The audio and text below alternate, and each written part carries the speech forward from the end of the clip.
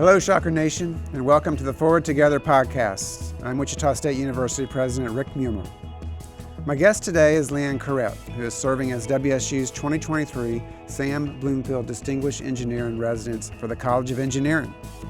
Leanne is the former president and CEO of Boeing Defense, Space, and Security. She has more than 30 years of aerospace industry experience, and she's been featured on Fortune magazine's Most Powerful Women list. And perhaps most impressive, she's an alumna of the Wichita State W. Frank Barton School of Business. Leanne, so good to see you. Thank you for agreeing to be on the podcast. It is great to see you again. Yeah, we go back a little ways. We're like best friends. Yeah. So you're here today on campus. Tell us, first of all, let's back up. Tell us what's your connection to Wichita State and a little bit about where you ended up in your career. Well, I'll start first off by thanking you professionally as President Muma. It is wonderful to be here with you. No, Rick, just for fun. Yeah. No, it's been really great. So, I got my undergrad at Kansas State, and I got my master's degree here at Wichita State. And I have said repeatedly to folks around the world, I've got state school degrees, and I did okay. Yeah, you did really good. Yeah, I did okay. And I have gone even to Harvard's Program for Leadership Development, which is like a mini MBA. And thank goodness I actually had been through the Wichita State program, because I would never have passed the coursework, because it is such a great program here. The business school is, is current. It is brings forward all the tough challenges, and the right conversations happen. And so, it's all about where you've come from and paying it forward. And so I just have a connection to the Shockers, and I love everything this campus does, and I love the direction that you and your team are taking the university. It's a privilege to be here. Yeah. And so you're a Kansas, born and bred? No, I'm a Space Coast baby. My mom and dad both worked at the Boeing company and met on the Saturn V program outside New Orleans. And then I was born in Florida on the Space Coast during the Apollo programs. And then we moved all over because the Boeing company is very much like military at the time, where as programs come and go, you move. And there's like families of us that all travel together, and we settled here in Wichita. So I ended up going to junior high and high school here, met my husband in high school. I went to school. He went to Wichita State. Then I came back, got my master's, and I started my career here in the area. Yeah, and you worked for Boeing, right? I worked for Boeing for over 34 years. Yeah. Yeah, pretty fabulous. So tell us a little bit about how that happened, because you ended up being I probably don't have the title right, senior vice president or executive vice president at Boeing Defense, correct? I was my career, my last operating role was as CEO and president of Boeing Defense, Space, and Security. And I was an executive vice president to the company on, the company's leadership team, all that kind of stuff. And never had a career plan. And if you actually looked at my career, there are probably plenty of people at times that just kind of pondered a little bit in terms of how I got there.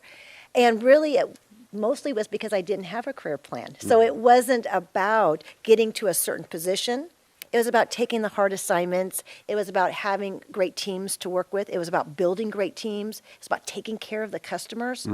But when you work for the nation's military, and you see that these men and women are on the front line, putting their lives to make sure that we can have conversations like this, there's just no greater gift. And so that was a huge motivation. Well, and I like the fact that you're not an engineer, but you're went all the way to the top of a major engineering company and an aerospace company, and a woman from Kansas in that role. It's just awesome. Well, what I love to talk about is you have to surround yourself with people who are smarter than you, and you need diverse perspectives. And while I didn't have a degree in engineering, I did a couple of years, and then I decided I didn't want to be an engineer. I put the smartest people at the table next to me and brought in outside perspectives, and they knew I trusted them. I let them do their jobs. I'd ask a lot of questions. Don't get me wrong. I asked lots of questions. But at the end of the day, we're running businesses. And so you have to be able to transcend all those different elements, whether it's the supply chain, whether it's the finance modeling, whether it's the engineering side. But you have to make certain that you trust your team and let them really do what they're paid to do.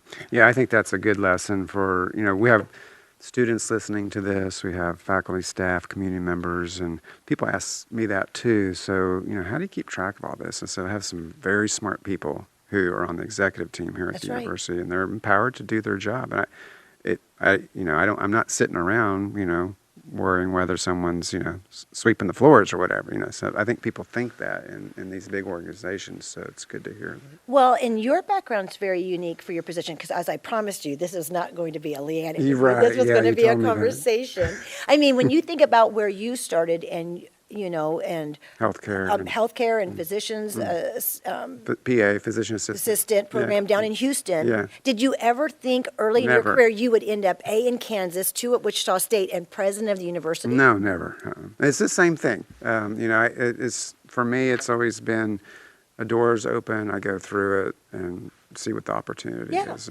And I don't know about you. I'm one of those people who believe that it's take the job that makes you want to throw up at night. Yeah. Don't Okay, take. I've You know what I never mean? thought about Okay, that. but not the one that is super easy that anybody Right, that yeah. you totally have confidence you can go do. Take the one that's going to cause you stress, because that's the one you're going to learn the most from. Yeah, and it's going to challenge you. It is going to challenge you, Yeah. and that's where we learn our most. All right, so you I have. just want to know, I'm very impressed since you did your homework as we were walking in together and you're reading your little note cards. You're looking really good. Well, I have to have some cheat sheets because, as you know, there's a lot of things going on at the university. I can't keep them all in my head. But I do want the listeners to know that you're our Sam Bloomfield Distinguished Engineer in Residence. But you're not an engineer. Which is actually very ironic in of itself. So tell me, what do you think about all that?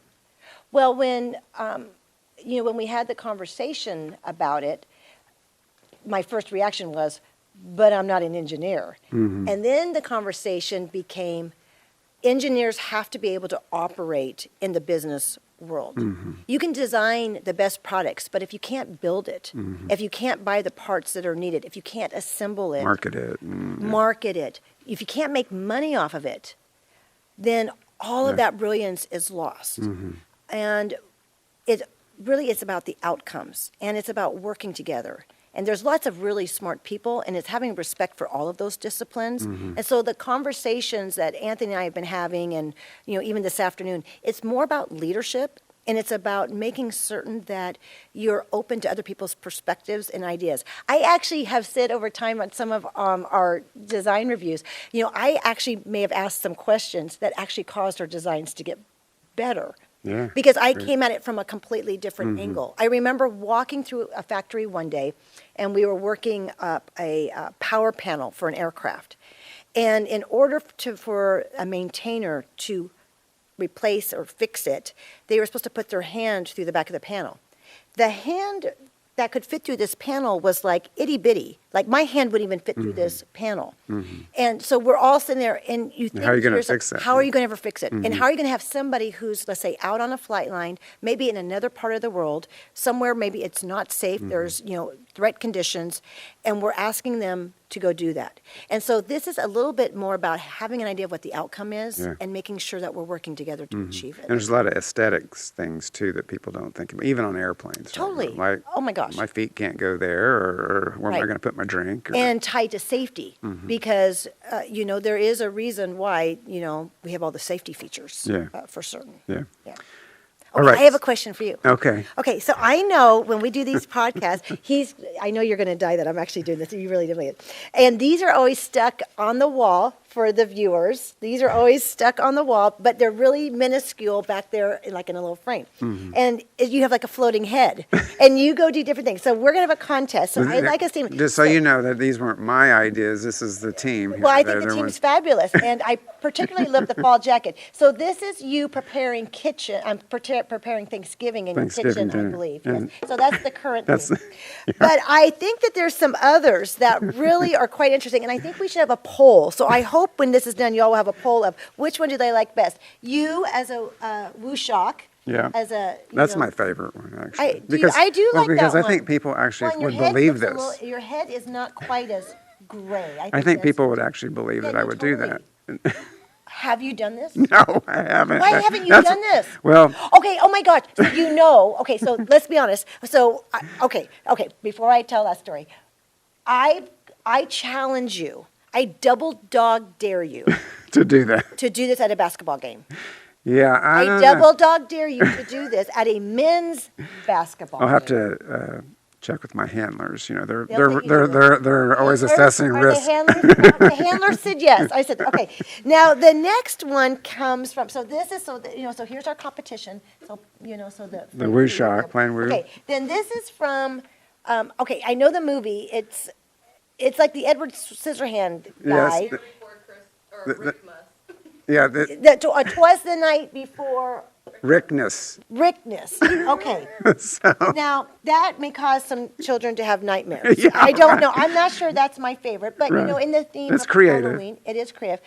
And then there's the infamous Ted Lasso. Mm-hmm. So I don't know, how did you not get a spot on the show Yeah. as the Wichita State University president going to a game? you would think that would be I something. can't believe, or did you not write them a letter Well, to say, Well, yeah, we didn't, but you didn't write a letter to him? Well, but when they proposed the pilot, they didn't know if it was going to be successful or anything like that, and so we didn't. We thought, what? This is about some football coach from Wichita State going to go coach soccer in the UK. What? That's not going to Is be it not interesting. one of the best Yeah. shows of all time? Well, what I like about it is it shows those Kansas values. Ted Lasso, the main character, Jason Sudeikis is from Kansas. He went to Fort Scott Community College. I did not know that. And I think his family's, and he lived up in northeast Kansas. And so he brings all those Kansas niceties that you all know about. Which, by the way, the niceties, as with him, are some of our best career enablers, because people underestimate folks who are nice Yeah. or kind. Mm-hmm. And, Yeah. there's a lot of power in that. But, so you really never sent them a letter to No, say, we're trying to get him to come speak at one of our commencement. if he comes and speaks, You'll come can I back, just right? come back? Yeah, totally. Yeah. So we'll see if that ever Okay, happens. so if we were to vote for most realistic, I vote you as Wushak, Yeah. and as most like opportunity to, Take it to the next take level. it to as you as Ted Lasso. Yeah. Okay. But we're going to have your The poll. the soccer see. team, We'll Team get Soccer. the team figure out how to. But I double dog dared you, and you cannot Yeah. you cannot not do a double dog dare. Yeah. Well, No, So I wanna that's tell a you- rule. I wanted to tell you, Ted Lasso. This is the theme for our fall kickoff address, and he has all kinds of little sayings in his. He has the best sayings. And believe is one of them. So that Yes, was the focus. with the sign that- yeah. So that was the focus of our fall address, and that you can actually go and watch that online. I will do that. Yeah. We'll Because send you know the how link. that would be great. Yeah. So it was really good. I think people enjoyed it and they could relate to it. And the whole message was believe in yourself. I believe in you. I believe in the university. I think that is fabulous. Yeah. Yeah, I think that's fabulous. All right. So, You're up to question number 2. yeah. yeah, Oh, are we- we? Oh, we- okay. Are we? Okay, but are you going to I'm going to have someone tell me because you can't not do a double dog dare. Okay. These folks here in the studio can keep me true to my word. Okay. So we'll have to figure out how to do that. There's all kinds of rules about being woo. Why? What are the rules? Well, How come be it's like woo for Mickey you? Mouse at Disney World. Yeah, can't- but you can't do something. I mean, like you could be up in your seats wherever you sit. I'm not going to presume you sit in a box. So I'm just Yeah. going to say you're out, yeah. amongst the rest of the people, fans. yeah. Yeah, and you could disappear at halftime. You could go put the costume on. You could run out onto the center court. You could do a little thing, Yeah. Okay. maybe to the Ted Lasso theme song. Yeah. Then you scoot back and you're back in before anybody even knows it. Yeah. Okay. Well, need my help? good ideas. I have lots of great ideas. Was it not a great idea when I said you'd be a great university president? Do we want me to go that far? Well, yeah. Okay, I wanted Okay, to. all right. Let's just get back to the. You wanna get back You're to- the focus. Am I? It's not working out too well for you, is it? So you're very accomplished, and I went to That your could also office. mean old. Just No. Well, I went to your Dr. King, Elizabeth King, who's president CEO of the foundation. We went to your office, and Washington. In Washington, D.C. Yeah. That was a great, Yeah. great visit. You all came in and saw You have me. the greatest office. I know I don't have that office anymore. I know, I but you have, retired. but you have probably those same kind of artifacts I in your do. home office or Yeah, I wherever do. your office. Yeah, I have some beautiful things. But you've also been a writer, and you wrote in Forbes an article titled "It's Time for Women to Make Space Exploration History." Yeah. Tell us what you mean by that, or what you meant by that. Well, I'm a space baby. So I grew up on the Space Coast. I grew up watching the Apollo launches in person. And very ironic, as we were building Space Launch System, which is the world's largest rocket to power the Artemis mission, which is Artemis, NASA named Artemis as the twin sister of Apollo. So the Artemis mission that launched last year, we built that rocket in the same factory my mom and dad met at and built the Saturn V. And so for me, it's very serendipitous, because, it's kind of like one door opens another, Right, but, it's kind of just really very touching. And as I look around in the 1970s, there was 8% of women in STEM per studies. And I'd probably be off a percentage or two, but approximately, certainly less than 10% of women in science, technology, engineering, and math disciplines. And today, in 2023, I was just reading a report this week, it's sitting at globally 28%. So a significant improvement, really. But still not. Nowhere where we need to be. And as you know, and it's, unless we can't celebrate that there's 2 women out of 10 and say we've accomplished it. We've got to get to the tipping point to eliminate being the only. Yeah. There is incredible talent out there. And if we want to be the world's strongest nation, if we want to have the world's best companies, why would you opt yourself down to only selecting from a portion of the population for your talent? And what's even more interesting is we talk about recruiting and retention, and we talk about all these things as folks are in college and in their early career lives, but this starts actually in elementary school. So here's an interesting statistic. By 3rd grade, most boys believe they're strong in math. They just accept that they're strong in math. Part of it is, the environment, the conditioning, how they're spoken to, what people's expectations are of them. They're more involved in analytical, linear kind of activities. And I either have the 2nd grade or 3rd grade wrong, because the other one is by the 3rd grade. I'm sorry. So by the 2nd grade, boys think that they're really good at math. By the 3rd grade, little girls don't believe they're very good at math. And so part of my quest in life is not only to work on the pipeline as people are coming through universities, high schools, universities, into their careers, but it's having that conversation to the very people who are educating and the society which we're living in, that as early as the 2nd grade, people are forming these opinions of themselves in their mind. And I have a great example. When I was in 9th grade, so first off, when I was in 3rd grade, my elementary school teacher told my parents that I was disabled and that I needed to be placed in a special learning program because I couldn't... A learning disability? A learning disability, because I could not do English. Oh. But I could do tons of math. And I could do math and science. And my mom and dad were like, well, she can do math and science. We'll help her with her phonetics and all that kind of stuff. I'm still not very good at English. You'll see, I find I make up tons of words. I think they're all perfectly right, but they're not. And so by the time I got to 9th grade, I remember sitting in a classroom, and Miss Mary Cunningham was my high school teacher. She has since passed away. And we had taken an algebra test. And she wrote on a blackboard. That shows you and I are the same generation. Yeah, she chalk. wrote on a blackboard with chalk the couple of people who got 100s. And we hadn't been handed our tests back yet, so nobody knew. And she wrote my name on the blackboard. And I looked at that, and in that moment, Rick, I was like, maybe I can do this. And so you go from a elementary school teacher who thought I had a learning disability because I wasn't strong in traditional girl things, English and, all that, but I was strong in the mathematics and the science, to a teacher who was really good at helping reinforce it, to becoming president of math club, which, by the way, That is I was president of math club, so that should say a lot about me as an individual. Is that one of your things you had hanging on the wall? No, That'd be no. great, wouldn't it? But I was president of math club. Yeah. Like, who's president of math club, Yeah, right? not very many people. Not very many people, and especially not in the 1980s. So, again, it is about starting early. So that article is about we can never be satisfied. We have to continue to push. And there's so many studies out there. Anyone who wants to argue that diversity doesn't work, they're not speaking truth.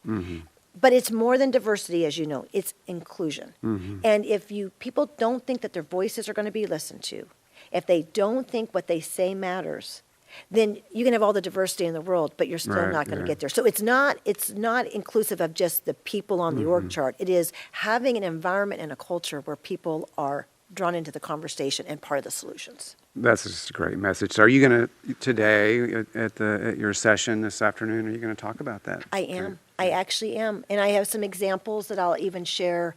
I remember going into one of my leadership roles and going into a workplace conference room, and all the women sat in the back of the room along the sides. And I said, why are you all sitting in the back? Because there's like seats empty at the table. Right, yeah. We're not allowed to. Now, I don't believe for a minute anybody told them they're not allowed to. What I do believe that there was an environment that And encouraged they're them socially to constructed to think exactly. that. Yeah. And so I said, everybody sits at the table, even if we have to crowd ourselves in.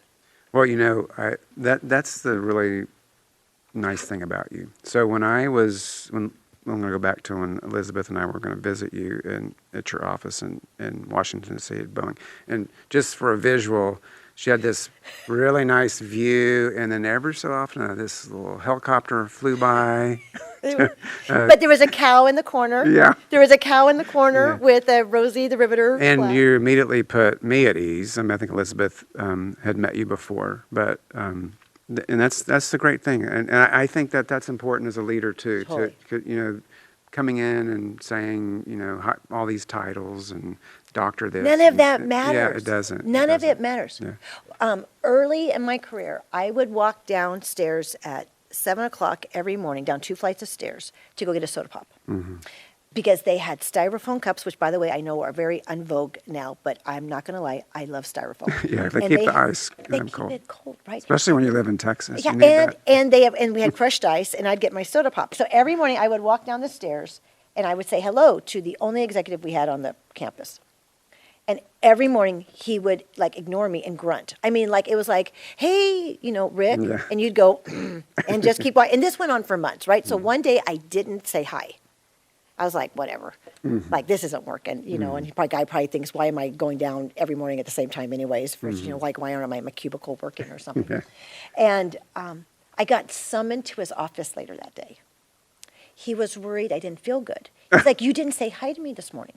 And I looked at him and I thought to myself, you can make this grand gesture. His office had to call me. They had to schedule a meeting. I had to walk over there. It wasn't a long walk, but I'm all freaked out because I've got to go see this guy, I'm a newbie, right? And it was all because I didn't say hi to him that morning. And I was like. And you had to, but he didn't have to. Right. And so I philosophically believe, to your point, you have to make people feel welcome. So I hug everybody. Yeah. I do. Well, we can, and we know that about Because you. I know. This whole interview. Can everybody tell? So, okay, I want to go back to Artemis. So excited. So, I don't know if this is delayed yet, but is the launch going to happen? So Artemis, no, it's scheduled for no earlier than November of 2024. So, the uncrewed test flight occurred last year. And then this will be the crewed flight test where she will circle the moon. And this will be the first launch with a female and a person of color. And how many people will be on? There'll be 4 people on it. The total length of time is 10 days. I think it's about 4 days to get there. And they're going to go into lunar orbit, not going to land. They're not landing and, slingshot back. But this is another test flight. I mean, and that's one of the things that's very unique about this program is that the hardware that is being used by NASA to do all of the launch, to do all this, they don't have a whole separate set of flight test hardware that they're practicing on, and then they'll go to the production hardware. I mean, they're using real hardware. So this program is just really inspiring, and it's inspiring for an entire generation of folks to see that the moon's within reach, but then so is Mars. And I am a believer, because I grew up with the Jetsons, that you and I, before we die, we will travel on spaceways.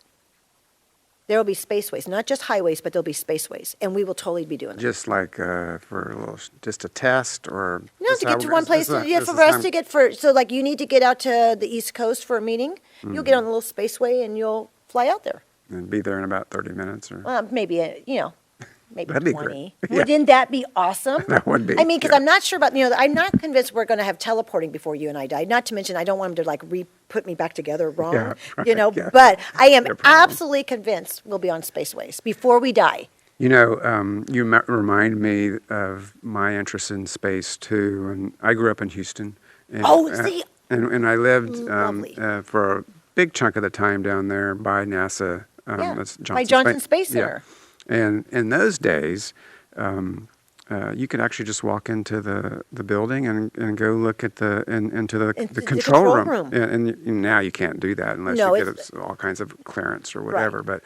But and then when you would drive by NASA and you knew that there was an active mission that they were controlling, because they had a light shining up into the space, and the astronauts all trained there. They So all train. We saw them in the grocery stores. Yeah. It's just Yeah. part of anybody who hasn't been down to Johnson, because they have a fabulous museum. They have both outside displays and inside Yeah, displays. it's awesome. It is awesome. I was at a Derby High School a couple of years ago. It was a few years back. It was pre-COVID. Maybe it was post-COVID. I get confused. It's kind of like that whole time period kind it's a of blur. messes with me a little bit.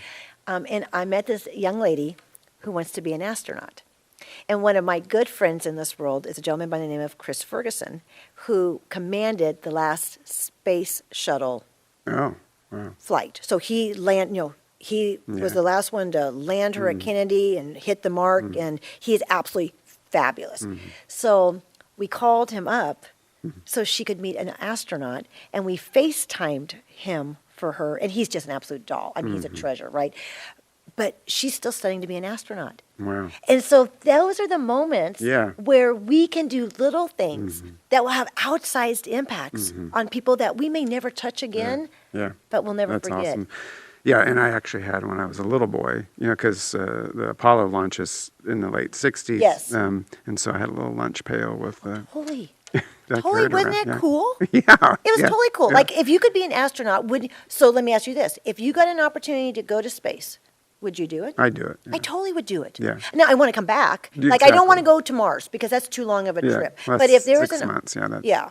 But, there are companies who are talking about they'll have, like, instead of Airbnbs, there'll be like a space B&B where you'll go up there, and they're actually developing. It's like a tent. It's like a pop-up trailer in space. One day you'll be able to go up there and like spend the night in lunar orbit. Yeah. Like, wouldn't you totally do that? Yeah. Now, the whole purpose of Artemis is to get a settlement and scientific labs Yes. there on the moon, so it'll make it easier to go to Mars. Right, because getting to the moon, and then at some point, this is obviously their objective, and it's due to, the government has to decide, U.S. government has to decide what they want to do. But it is getting all of the infrastructure needed so that you can make that longer journey.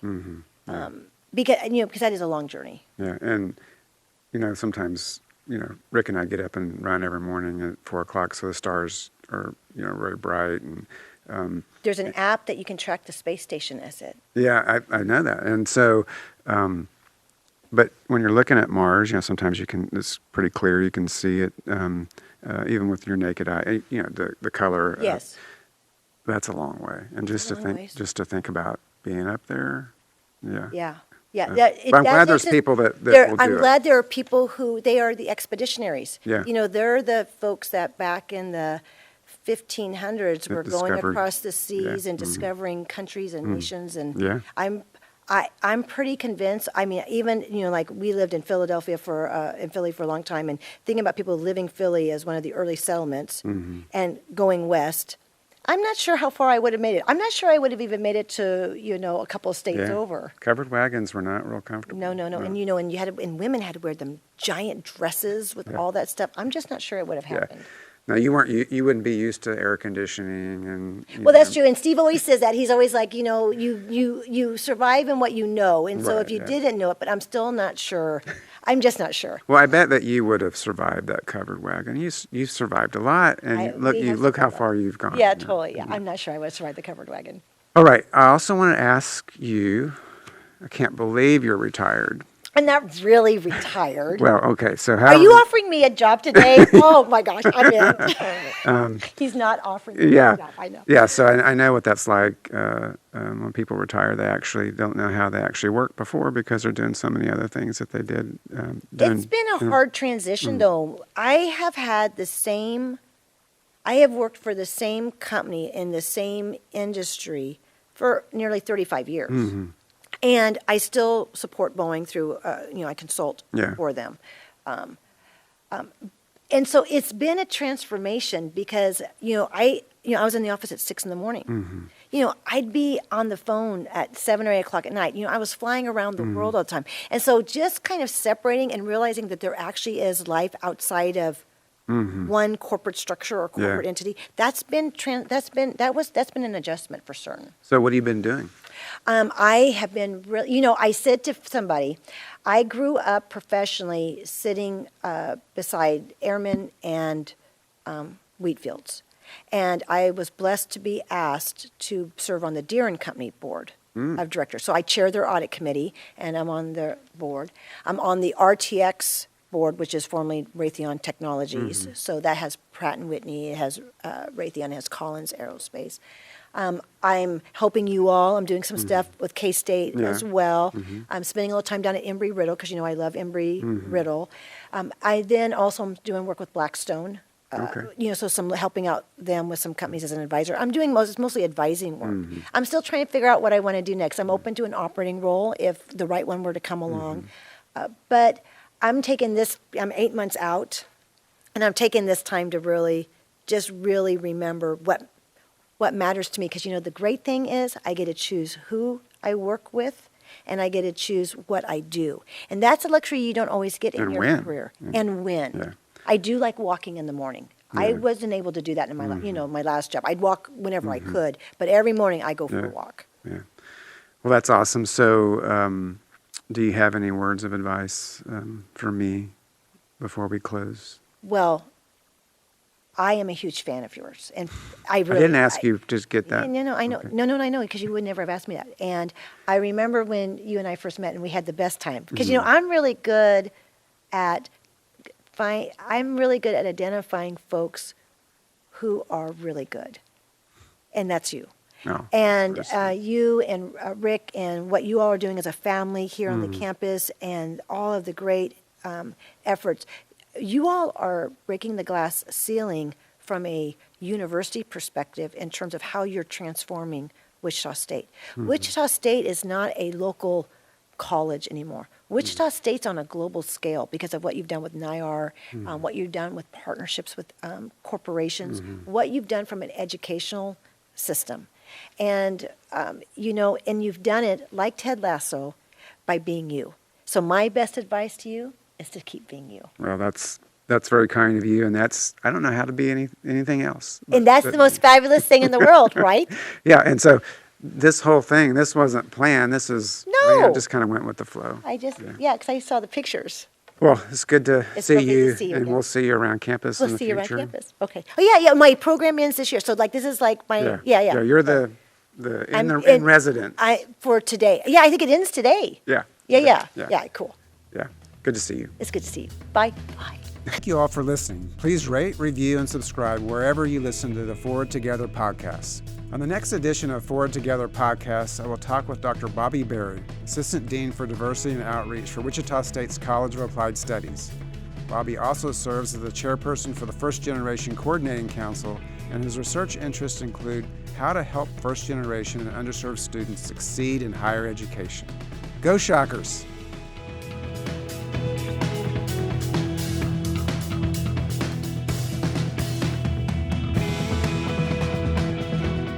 Sponsorship for the Forward Together podcast is provided by Scott Rice Office Works and the Shocker Store. Additional thanks to the following groups: